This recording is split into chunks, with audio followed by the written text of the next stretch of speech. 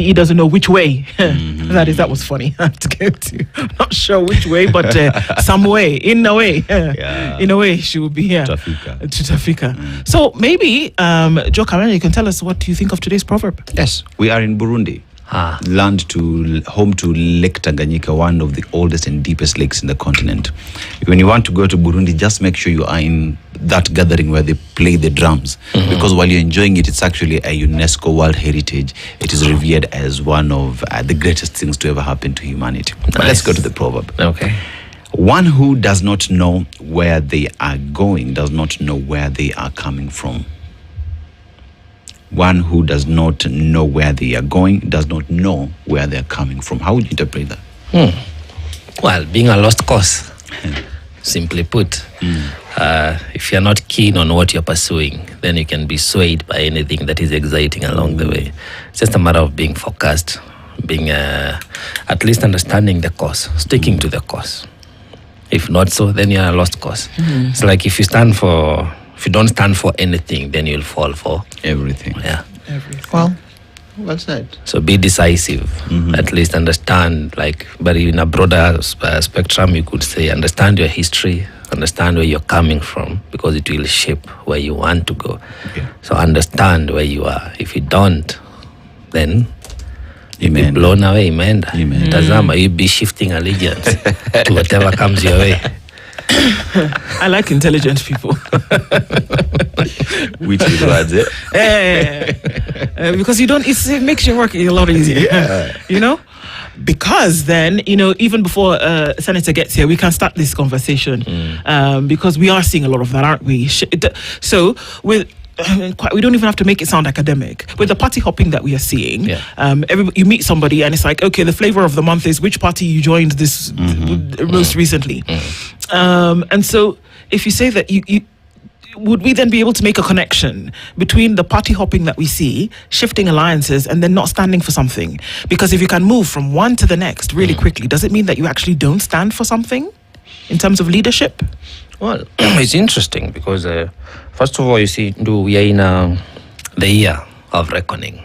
This is the year for the people of Kenya, for us to consolidate politically, because you're building up to a general election in the next year. So it's only fair that people start now aligning themselves with what they feel would be the direction to take politically, whether you're an aspirant, or whether you're a supporter, whether you're a campaigner, or whether you're just a transactional person, because there's a lot of that happening even now. So, being the year, then it is no news that we're seeing people trying, I call it window shopping. Window shopping in these political parties. So today they go here, tomorrow they go there, and they try different outfits to see what then would give me the chances mostly for the aspirants to contend in the upcoming general election. But the sad part is that you find people joining contradicting political formations, because they don't stand for anything. And I think this is now the genesis of our problem, that our political parties, rarely can we say or note with confidence that these are the values, these are the principles, these are the agendas they stand for, such that if I'm an aspirant or just a general member, I'll join a party and say I'm subscribing to this party because of what they stand for. Therefore, if I move from this one party, which could be a socialist, an economist, a Democrat, or whatever it is, I don't remember what Wajakoya was, but he was more economical than anybody else we had then. I've been saying I've moved from here because on this principle, this is what I believe in now. So we don't have a lot of that. I just see people seeking political expediency for now at the expense of making the right political decision. So people are just window shopping for parties, which is sad because we don't hear of people advancing ideologies. We are not yet there where we are saying like this, but very few parties, you would say today in Kenya, stand for something. Joe, one then asks the question, because let's just paint it as it is. So we had the Kenya Kwanza administration that had all these other parties that were party to it. Right. Then we had the fallout between President William Ruto and Rigathi Gachagua. Rigathi Gachagua proceeded to form a new party. And with that, there are members of parliament from that original Kenya Kwanza who moved with the Rigathi Gachagua. Right. Did they move with Rigathi Gachagua because they have an ideology of something that they do believe in? Or Is it because this is an individual from an area where I was elected in and is influential, therefore if I remain on the other side, I would not be voted in? It is not because they trust and believe in what Rigathi Gachagua stands for, but it is, how am I getting back to power in 2027? Yeah, interesting. You see, our politics are mainly personality based. As you rightly put it, people tend to follow the individual. Any party you pick, you could pick ODM. We are saying ODM is normal because ODM was Baba and Baba was ODM. So the loyalty was to Baba. Now came and I like how you say that we had the Kenya Kwanza. I love the past tense in that tone. We had the Kenya Kwanza administration, and then they fell off. You know, I say it's a domestic affair. The man and wife fell off. So the impeached deputy president took off with a few of his lieutenants, and they went and formed a political party. But what does he stand for? In my opinion, I don't see anything he stands for. He's just a person who is angry to have been ousted out of office, but he has friends who have followed him politically. Unfortunately, that too does not have an ideology. That too does not have an agenda. Because coming to unpack the wrongs they did whilst he was in government and portraying what the government has continued to do when he has been out of office is not an agenda that can transform this country. The same thing with the Kenya Kwanza. I do remember in 2021, I guess, the now president was somewhere in the US. I think it was Chatsworth University or somewhere, where we say that now in Kenya we have a mongrel of a government, because back then the handshake had happened. I wonder what kind of mongrel we have now. Is it any different? Pro-Max. Or is, it could be Pro-Max, as you say. So that's the confusion we are in as Kenyans, that it is never about the people.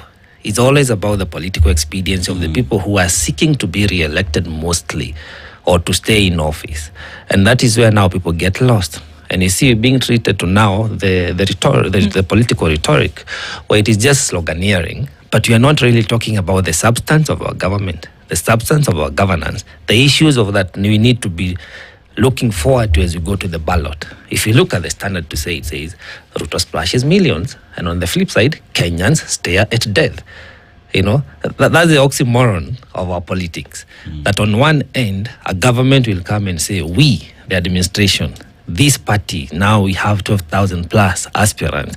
We are doing so well that we deserve to be re-elected. But on the other side, you look at the performance. You know, what are the indicators of what you have done in the last almost 4 years? You should not even be in office today, in my opinion. So, and it's not just the Kenya Kwanza. Also go to the Azimio. The Azimio was the then opposition. But today it's difficult to tell whether are they in government, half of them are they not, and where are they going? So we are being treated into theatrics of politics. Same monkeys, same forest. I say we burn the forest. We just need to burn the forest and redefine what kind of political fiber do you want to thread as we go to 2027? Because if we continue like this, then we'll find ourselves in a boxed situation whereby, like last time, if you remember in 2022, they chose our presidential candidates for us. We did not have much of a choice as Kenyans, because we lied too low until the last minute. People did not come up and define that this is the person we want to be our president. There was never a people's candidate. It is always a bargain situation. And that's why you see these coalitions coming. People even get into a boardroom and say, we shall decide. Yeah, as though this is the mind of the people. Yeah. That's interesting that you say that, because my question would then combine with that to say that ideology, we know that ideology is the very muscle, sinew, and blood of a political party. That is what it was created to do. However, politicians eat ideology for breakfast, and by lunchtime it's done, it's gone. Nobody's thinking about it. And the people that should be involved in this process are very rarely at the table when it comes to ideology. They are not thinking in that direction at all. People are thinking, okay, well, kids in school? Yeah. Can we get something to eat today? Okay. So there's a competition for the space in the mind of many people, and unfortunately in the majority, where people are the word ideology is not even in the grammar and vocabulary of a lot of people. And many could say that it's by design, that you don't want people double clicking on this thing because it will reveal and expose your inadequacies as a politician. Sure. But at the same time, where we know that ideology is actually the stuff that we should be feeding off of, that would propel us to make a decision about the leader and whom that person will be, we are not in that reality. It could be you and us and the people who we have a conversation with, the people who go for public participation, the people who sign petitions, the people who take issues to court. But those people are in a minority. The majority of the people are struggling, Joe, to even survive. So where does ideology play in their existence? Well, you see, everything has a price. Freedom comes after war.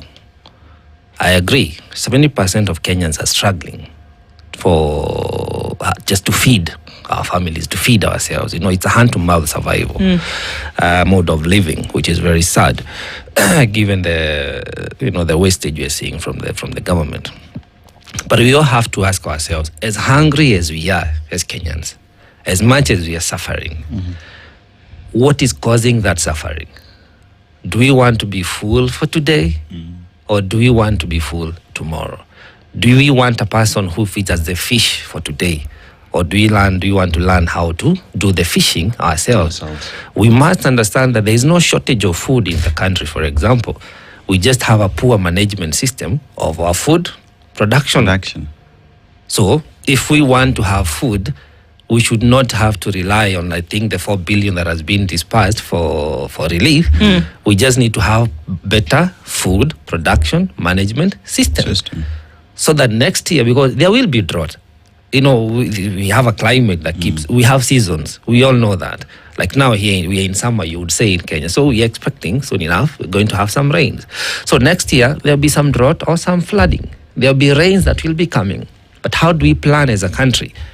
Kenya has been independent for the last 60 years, you know, or since 2010, at least we've had now sort of a devolved function where we know in this county, when the temperatures get too high, there'll be food shortage. Yes. In most of the counties, you find, actually most of the constituencies, they have the water companies. So when you see some counties, there is no drinking water, you even wonder, are there water companies in those? And because water is a devolved function. Yeah, it is. Yes. So we have to agree as Kenyans that, yes, we have problems. But taking handouts and tokens does not solve the problem. Eating for today will not make you full tomorrow. So how do we safeguard? How do we create a safety net? It is by resolving the cause of the problem, and that is poor leadership. Can I ask maybe what would be a controversial question? That because of this thing that we raise, where the majority of people don't come to reality or come to terms with the fact of this governance that we speak of, and this has been the argument in many a jurisdiction, that because of that reality, that people are not, and I don't want to say bothered, they are bothered, but there are other pressing needs at the time. And that's where you have things like that. I mean, for goodness sake, that's how the United States system of voting came about. Because there are so many people, everybody's in their corner doing whatever they need to do, but there needs to be some kind of central government. So that's how they had the collegiate. That's where it came from. And call it whatever you want to call it, put lipstick on a pig, but it essentially is weighted voting. That it is a certain number of people who are going to decide for the betterment of the country what direction we are going to go in. Is it about time we started having such conversations where we say, okay, that is okay, we understand. But in order to shift this thing, that a certain number of people are the ones who are going to decide how you should go. Because a lot of people are coming out to vote, as painful as it sounds, with no idea what they are voting for. True. No idea. And that's the truth. It may sound bad. It may almost borderline be disrespectful, but it is true. That the people that you're giving lollipops, the people that you're saying, who are shouting 2-term, 1-term, never term, whatever, by the time they go home to sleep, they are not in reality in touch with that thing. And it's not to say that people lack intelligence. It's to ask the question that instead of us going round and round and round in circles, perhaps it's time when we are serious about this thing, having conversations, and we say, you know what, then form a collegiate and let a number of people who've taken into the views of the general populace then make a decision as to what is going to happen. Yes, that should be the direction we are taking. Because again, that's when we get to own the process. That is when we get to say, this is the candidate we want, because these are ideologies that we want to be addressed as we move along. But as you say, there is what we call psychological hacking. Today, there is entertainment from government in all forms of, they call it empowerment, but it's entertainment if you ask me. They're tokenizing you so you can forget that they're the ones who have enslaved you. And if you go back in history, you realize the only reason slavery went on for so long was because of the collaboration. You know, there used to be the house nigger and the nigger who used to work out in the garden. And the house nigger used to say, we are well fed, we are taken care of, where do you want us to go? They even had babies for the home guy. Precisely. Yeah. But if people had stood up firm enough, like the Mau Mau did during the struggle for independence, Kenyans knew that the fight was going to end in death of some people. But they still came out and fought. And that was our first liberation. Came our second liberation, the likes of Matiba, the likes of Paul Moite, and everybody else who fought for the democratic space that we're enjoying now. We saw even Reverend Timothy Njoya being beaten, it's a very popular clip, horses and everything. They knew that they were going to put their lives in line, in danger, and they went because they were willing to pay the price. The pain of remaining the same had become unbearable. So today, if we are feeling the pain enough, if we are angry enough, that is the time we need now to start now organizing ourselves. Because if the pain has become unbearable, then we have to change. Joe, I want to ask the question. If you look at all these political parties that we do have in the country today, they ride on the vantage of democracy. We are a democratic party that in case of anything, we'll sit down and talk. But even as we speak right now, those in opposition have found a way of being with government. Is it democracy for its word and meaning, or is it tumbocracy? Because everyone wants to be on the side of government, because apparently when you are siding with government, then you're able to get development. That is your right, not something that you beg for. So I have to side with government for me to get this development. Is it democracy as enshrined in the constitution, in these political parties' constitutions, or is it tumbocracy? Because once I'm closer to government, I will get the funds for me to be able to do A, B, C, D. Bearing in mind, democracy is not a favor. It is a right. First of all, the idea of that you get to access development or projects get to come to your area because you are well aligned with the current regime, that is not democracy. If anything, that is dictatorship. Because it says, if you are not with us, then you are against us. And that's what we've been treated to. So we have to redefine what is our homegrown democracy as a country. We have a constitution. It says that development is the right and privilege of each and every Kenyan in equal measure. That's why we have the equitable distribution of resources. So the tumbocracy you speak of is what has created now the mongrel of a government that we are having today, such that people will come up and say, since we joined this broad-based government, now we are having these projects coming. We are experiencing democracy. And yet these people have had a governor for the last 13 years. These people have had a president, because once you're elected as a president, you are a president of the nation. You're not a president of the people who voted for you. So you cannot not come out and discriminate people who did not vote for you, or try to woo people who may have not voted for you through misappropriation of resources and disadvantaging other areas. So it is not democracy. We don't have a democratic practice. Practice is what lacks. The law is there, but the practice of democracy, the constitutionalism is what lacks. We have our organs, we have our institutions that are meant to spearhead our development. If you speak of roads or industries, we have ministries that should be doing that. You don't need a president to come and launch the Nyota program. Where is the minister for youth and empowerment? You have other organs that can do that. But because he's playing politics, now, as you say, they even have a ceiling. Beyond a certain age, you cannot access that. So you have to ask yourself, how much suffering do you want to endure as a country?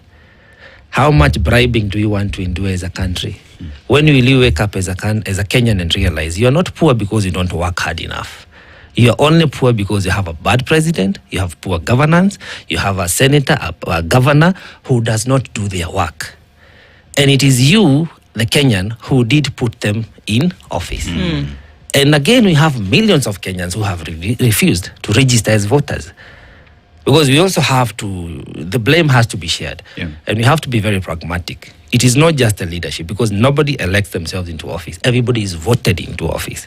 So when we refuse first to take our initial, fundamental, monumental responsibility of registering as voters, so that now we can make a decision in the coming year, we are leaving that choice to those who are psychologically hacking and trying to position that this is the opposition and this is the government. Yet we know the real opposition in our country is the people today, not that coalition of the deputies. It is the people. They're the ones who are revolting. Okay. Yeah. Senator Tabitha Mutinda is now here. Senator, good morning. Good morning. My apologies for being late. Hey, we only have now 17 minutes. And we're going to throw you into it because in Joe Kamanya's submissions, he mentioned representatives of government and governance. And we're asking ourselves that the hopping that we see from one place to another, I mean, we're waiting. Probably by Thursday, somebody else is going to tell us how they've moved from one party to another. And maybe by the weekend, somebody else would have moved. And so we're asking the questions this morning. What it really, does it speak the voice of the people when allegiances shift? What is wrong with that? What is wrong when leaders shift allegiance from one party to the other? It's democracy. There's freedom. It's you to choose the party that you want to affiliate with. There's nothing wrong with that. And it's not really a big issue. It's been there. It's been happening. And it's part of politics. I mean, it's where you feel that your ideologies are aligning to the party that you want to just simply affiliate to, and there's nothing wrong with us, with that. There's democracy in this country, and democracy is where, of course, the citizens make choices, maybe through, of course, elections, by electing leaders to represent them. And that is why elected leaders, one of their key roles is representation, apart from legislation and apart from oversight. Their first mandate and role is representation. We have democracy that is constitutional through the constitution that we have. We also have a representative type of democracy whereby the people elect their leaders to go and represent them. So when it comes to the subject and the matter of shift of allegiance of parties, there's nothing wrong with that. Even when those parties come together. Case example, where we've come together with ODM as UDA and formed a broad-based government, there's nothing wrong with that, because our ideologies are matching. Our ideologies, are synchronizing. Looking at the housing projects or ideology, whereby Azimio had the same, we had the same as Kenya Kwanza, and coming together, we've been brought about by what we wanted to achieve together, because these are the same things that also by then the opposition then had the same. So we bring them together, put them together and actualize together. I've had my brother Joseph talk about the issues of, do you have to be in government for you to get projects? I mean, it's extremely sad to hear such statements, because there is no law in our constitution today that says any member has to affiliate to government in order to get development. It's completely misleading to Kenyans. The constitution, everybody pays taxes. Every Kenyan is entitled to development. It's not about you're in this coalition or this coalition. And I'll give a very clear example. For example, the Eastern region, where I come from. Last year, as we were closing the year with the president, we went to the Eastern region. He was able to launch projects. That's an opposition region for the Wiper political party. But that didn't matter. He went to each and every county. He was able, and today as we speak, we have modern markets around going. We have roads that are ongoing. We have affordable housing that are going. Is it because those people are in government? But let me ask you on that. So when people move, yes. Because unless we want to call it something else, and if we want to look at what political parties are originally designed to do, they're a vehicle of politics, of course, we know that. But they're also a vehicle for which certain, and now that's where that word comes in, ideologies can be activated and lived out. Their economic ideologies, their environmental ideologies, when you look at build the economy, when you look at social justice and things like that. Now, if you belong to that, that means you imbibe, it's almost religious, that you imbibe those ideals, right? So what we're essentially saying is that there's nothing wrong with changing your creed. Or are we saying that by moving, you're following an individual who has maybe the gravitas to then enable you as an individual get a particular position? In truth and in honesty, do people follow ideologies when they're party hopping, or are they following a character? People are different, and so with their differences, there are those ones who will follow political ideologies, and there are those ones who will follow their own stomachs and their own personal interest. It depends with an individual. And I'm speaking as far as I'm concerned. For me, from where I sit, I follow the ideologies of the political party. What does the political party want to achieve for the citizens? Because as a representative, then it has to match. So the dependency is on an individual. And it's come out clear. We've seen whereby people are affiliating to parties that only their slogan is people's names. The other, where we are, where we belong, we're speaking of concepts and ideologies and actualizing. This is not a thing that I've heard my brother talk about. It's something that actually most people laughed about it. I said, I mean, it's not possible. How do you manage to give young people grant in this country? And you give them with total fairness. As politicians, we are actually not involved in any way. It was a platform that all young people were encouraged to log into using their phones and register if you're interested. There was no, and the president kept on asking when he was on the podium, did anybody corrupt to be able to qualify to be in this particular program of Junta? Nobody came out to say, I bribed so and so, and it was fair. Like they would, Senator. No, like somebody would come out and say, actually, you know what, I bribed somebody. Come on. I would encourage them to come out and say, I bribed somebody. Yes. Why? Because it also helps us as leaders. We need to reduce this number of unemployment. So it is best when you say that person X and X came out and bribed me. And I mean, I had to bribe him or her for me to be able to be in this particular program. Because if we don't sort that mess, then we will be really hindering a lot of young people. Remember, it was 70 young people each ward in this country. If we were talking about it was supposed to be 70, now it's 20. And when you say, why is the president launching? What is wrong with that? The president is a president of everybody. He's a president of these young people. He's interacting with these young people. I mean, we should be happy when a president is able to just talk to everybody. Ask them, what's your idea? What do you want to do? I mean, what is wrong with Senator, that? Why I want to ask the question. Criticize when the president is out there trying to be himself. The other day you saw him on Gong Road, there around Langata Road, just looking at the works of the road. What is wrong with that? Senator, I want to ask the question then. One would look at it in terms of, we have Minister of Roads and Public Works whose sole responsibility under his ministry, then the construction of that road is being undertaken. So supervisory roles of such, what one would say is minor projects, the president has bigger fish to fry, honestly. Let me tell you this. But wait, before you respond to that, we talk about the merger between the broad-based government as we have right now. And you look at Kenya Kwanza and Azimio at the time, and their ideologies were completely different. Today, we've had even the Cabinet Secretary for Treasury today, before he was Cabinet Secretary, bashing the government on the policies that it is implementing. We have the Cabinet Secretary Joho as well bashing the government. I do not have an opportunity. I can't sit down with the president to sit and talk about what? That is the Cabinet Secretary then. At what point then did all these individuals who did not believe in the ideologies of Kenya Kwanza then sat and said, oh, I have been baptized. Today I'm Kenya Kwanza Pro Max and I will support the ideologies of the government. Don't you think at that point then the ideologies that you speak about in different political parties get lost when all we see is individuals playing politics for their own selfish gains and not to deliver for the people of Kenya? At what point? At what point? At the point that they were able to sit with the president and to understand the ideologies of Kenya Kwanza. It is at that point. It is at the point that you have a sitting and your leader takes you through. The CEO takes you through, okay? And you are able to understand. Then how are we supposed to move with this ideology? How is Nyota going to move? How is affordable housing going to move? How is SHA going to move? Senator, when did they sit? They sat. When? When they decided, to join government. When at that particular point is when now they were able to sit. Because let me tell you, If something has to move, a conversation has to start. A conversation to start, there has to be a sitting. You have to agree to sit with me. I have to agree to sit with you.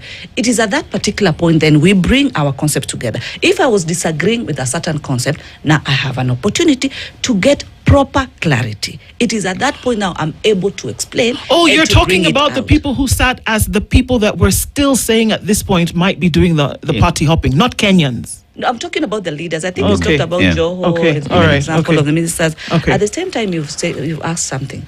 We have the ministers. For example, the Minister for Roads. Why is the president going to launch the roads and all that? A very good question. Two things. Kindly note, when the president is launching these projects, the ministers are always there with him, depending on which department. If it's the ministry for whatever housing, the minister is always there. If it's roads, the minister, Davis Chichi, is always there. They are always there, and the PSS are always there on the ground, and the contract, and everybody. The unique thing that people find it a bit different with the president is that is a president who interacts with any cadre. Anybody. Look at during the launch of the Nyota program. He was able to even go to the ground and speak to these young people. That's why people find him so completely so different. He's so down to earth. You want to tell me the CEO of this organization today where we are seated cannot go to the kitchen and even say hi to the staff at the kitchen and just check on them and ask them, But why do you have to say that the manager at that level is the one who's supposed to be there? If I am a good CEO, if I am a manager, and a good manager for that matter, I should be able to interact, even with the watchman at the gate. I should just be able to ask them, how are you doing? Munaendelea namna gani? Is work well? Just say hi to your people. There's nothing wrong with that. Senator, there's something that is called delegation of duties. Yes. And the reason why the president has cabinet secretaries is because the policies are actually implemented through the ministries.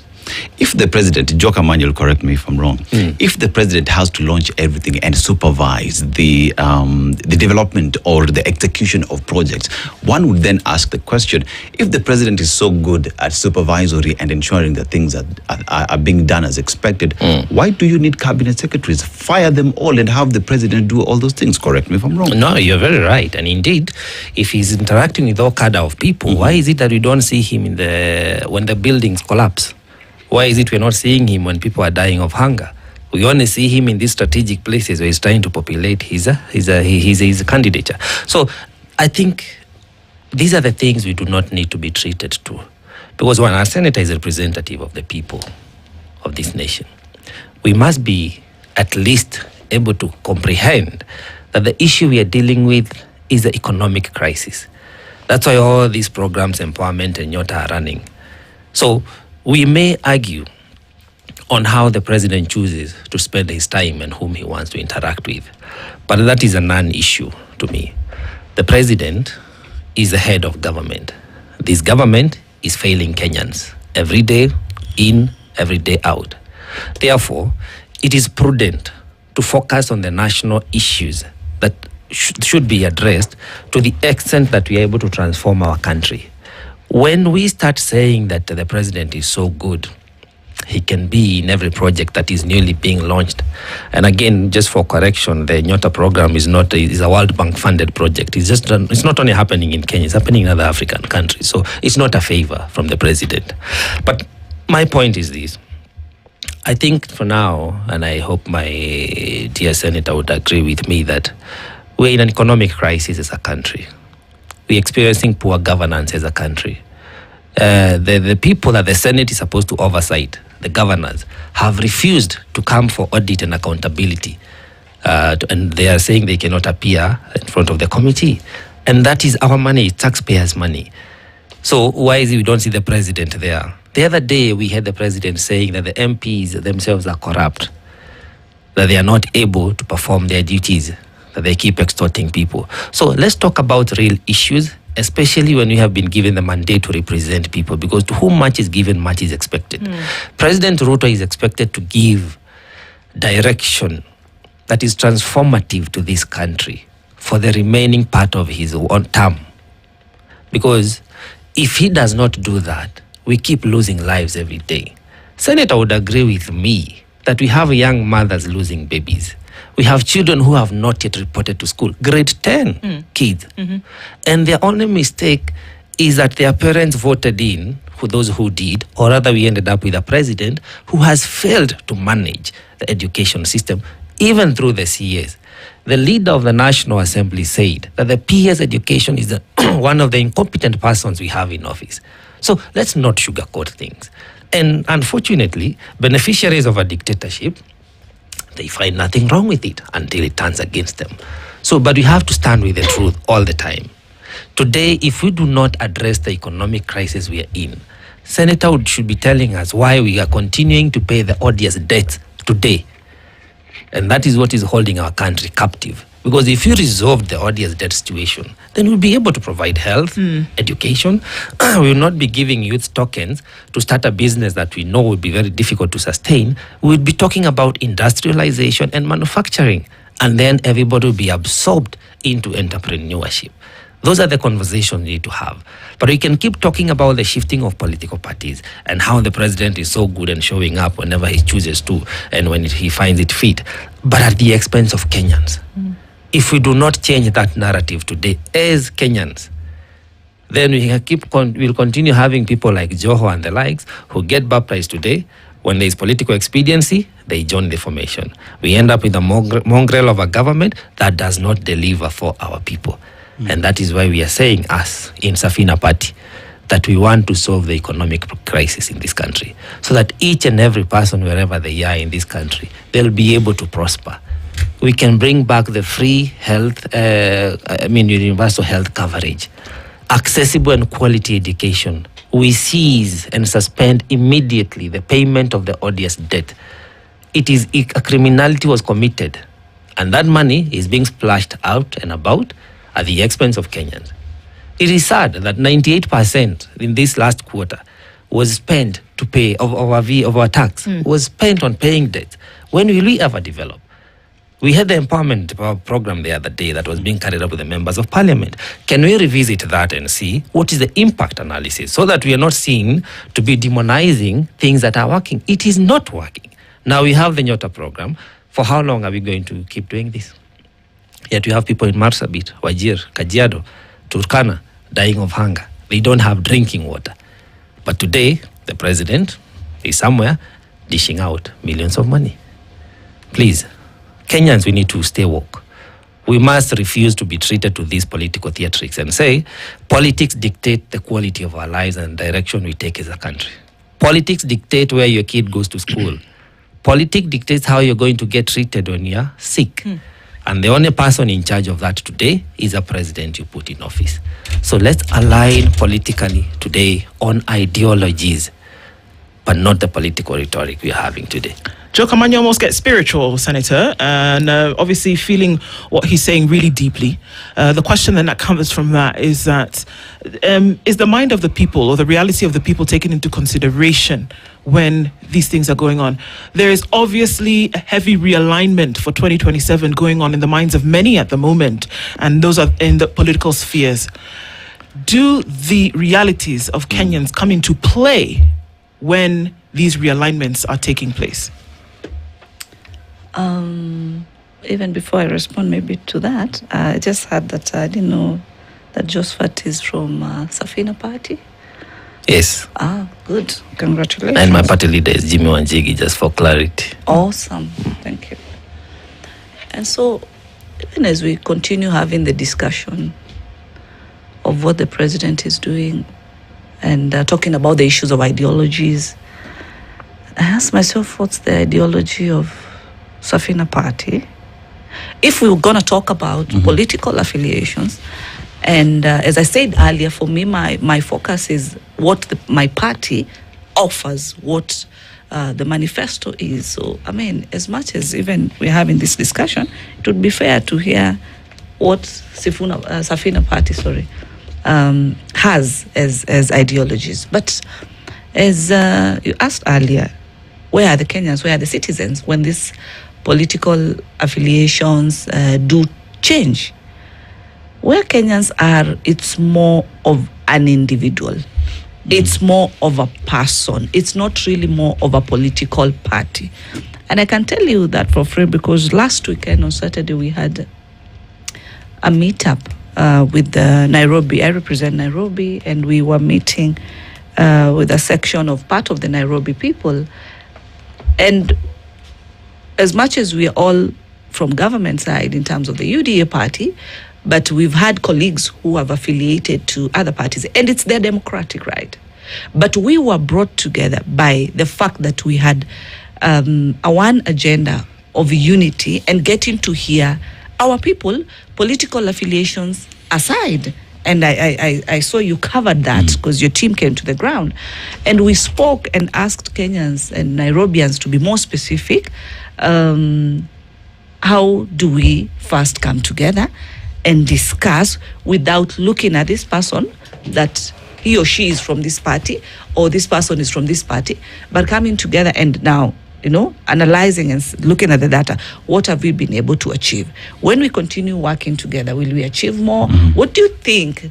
Do we disintegrate and this person goes to this side, this person goes to this side, and all that? Because we were trying to discuss the issues of look at a leader as an individual. Don't really look at times as a leader from the party that they belong to. They could have, in one or the other, might have unfairly not been able to be given this ticket so as to represent you. And maybe Safina is able to give you this particular ticket, but your ideologies are what people need. So political parties, of course, what is important from where I see it is the concept, the policies that they put in place, the policies that they put across. And just lastly, when we say that Nyota is token, how is it token when you also say it is World Bank money? Which I agree with it. I'm actually an IMF and World Bank board member representing East Africa. And so, yes, I know Nyota is money for World Bank, and President has pronounced it and said so. Nobody denies that. But what is important is, has that money gone to the people? Has that money reached the people and our people? And that is what is important. When you start saying it's tokenism, how do you now bring the aspect of tokenism? Simply because the president has been there to oversee that everything, goes on, and the ministers are always there. That is the different kind of president we want. I look forward to 2037 when we'll have, of course, a different president and see then how will they be working, People have their own ways of executing. You are the head of your house. You have your own way of how you run your business in your house. At the end of the day, you know the goals you want to achieve. He has mentioned something. My brother has talked about the issues in parliament. The president is not a member of parliament. Matters of parliament are executed within the premises of parliament under the standing orders and under the constitution as far as parliamentary work is concerned. And as I said earlier, the role of all parliamentarians is legislation, oversight, and representation. Now, narrowing it to the issue of oversight, yes, the governors have spoken. Do they have a right to speak? Yes, they have a right to speak. But do they have to speak through the presser? They know the channel. Every house has a speaker. The Senate has a speaker who's Honorable Amason Kingi. They need to write the letter to Amason Kingi, the Speaker of the Senate, and be able to air their grievances. But accountability in this country is a must. Accountability has to be done. And what happens during these particular processes, if there are any matters that need, deeper investigations in terms of forensic audit, then the committee will refer the matter to EACC for further analysis, because we don't have the capacity as senators to be able to look at this document to see if these documents were forged or not and all. There's an institution that is mandated with that. So there has to be a next step that is taken, which is whereby the committee will refer the matter for further analysis. So accountability is a must. But since governors have raised concern, the only problem is that they've raised it through the media. Through the media is not where you address oversight issues between governors and their issues between them and senators. That matter needs to be addressed by the House, that is the leader of the House, that is the Speaker of the House and the leadership of the House, so that these matters are addressed, because it will also be wrong. If that is what is taking place, I don't sit in that committee. I sit in the different committee. I sit in health committee and the finance and budget committee. But since they were able to point out a certain committee, which is also represents the whole house of the Senate, is something that personally I do not agree with. If that is what is happening, I 100% do not agree with that. Senator, yeah, and Joe, can we separate politicians, leaders from political parties? Because one would say that politicians, leaders, take the ideologies and implement the same in their various representation capacities. Because you look at Kenya Kwanza, you say that president does not sit in parliament. I say president sits in parliament through his members of parliament. Why? Because we see parliamentary group meetings that are called by the president and directives are given, and members of parliament come and implement what they've been told by the president. So yes, the president is not directly in parliament, but his members sit there to ensure that what the party wants to pass is actually what happens. So we cannot separate politicians from the president and the president from members of parliament or in parliament. You can separate. It happens in one way or the other. But again, if we talk about the leadership that does exist, at what point do members of parliament forget who put them there and think that it's the executive that run the show? Well, and as a response to that, I hope the senator will tell us next time, because she says she sits in the health committee. What happened to the facility improvement fund that was to come from SHA? That would be interesting to hear. But as you say, we need patronage. So I agree, political parties need leadership. There has to be somebody who comes and says, this I think is the direction we could go, this is what I stand for, if you believe in me, come join us. So someone has to steer the ark, the proverbial Safina, the proverbial ark. That I agree. Where we lose it is that as that is being patronaged, as people are being recruited into the idea and onboarding on that concept, along the way, it becomes so transactional that it's not about the people anymore. There is the obsession to power. And now that's where now people get in brokering all these deals you've heard of, handshake, cooperation, whatever you want to call it. We forfeit the initial idea that this is what we are coming together for. And since we did not achieve it, people now go for breadcrumbs, and then we lose it. But if only people stuck to the cause, if people stuck with the original idea that made you to come together, the collating you're talking about, then we would be able to see transformative leadership. We still would be able to have very strong opposition like we've had in this country before, and hold the government in power, hold them accountable. Because the opposition is meant to be the government in waiting. But they lose the patience of wanting to say, okay, we did not win this time because enough people did not believe in our idea. We have to agree that when you don't win, should be very clear that enough people did not believe in your idea. So you either try to implode on more people or change tact and rearrange for the next one. But unfortunately, we lose it at the point of wanting to continue believing in the idea that we stood for from the word go. And then that's where now it becomes the tumbocracy we are talking about. But we do need patronage, I agree. And you see, even the Constitution is very clear. Chapter 6 talks about the character of that leader, that person, how are they doing? Then chapter 12 talks about the resources. How does that person manage their resources so everybody gets the services? So we need to keep having these conversations. As we wrap this up, Senator? As we wrap this up, my very simple question is, what are the ideologies of Safina Party? Economic liberation. I'm speaking. What are their ideologies? What are they coming out there to say? Because from what I hear is criticism. What are they offering when they have a presidential candidate, Jimmy Wanjige? What is it that they want to offer Kenyans? I mean, that is what they should be saying. They are so much critiquing what has been done. A case example, a dear project like Nyota program, for Christ's sake, has benefited a Kenyan in Turkana County, a Kenyan in Marsabit County, Samburu and all over this country, fairly, without any favor. And you still want to say that is bribism, you know?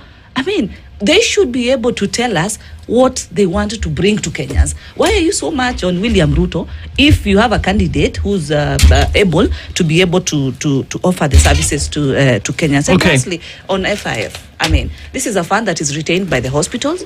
The hospitals, through the county regulations and all that, that's a fund that they're supposed to have and be able to do renovations, be able to improve the facilities on time. But as far as the reimbursements for share, those are things that we've been able to raise. It is not 100%, that one I agree.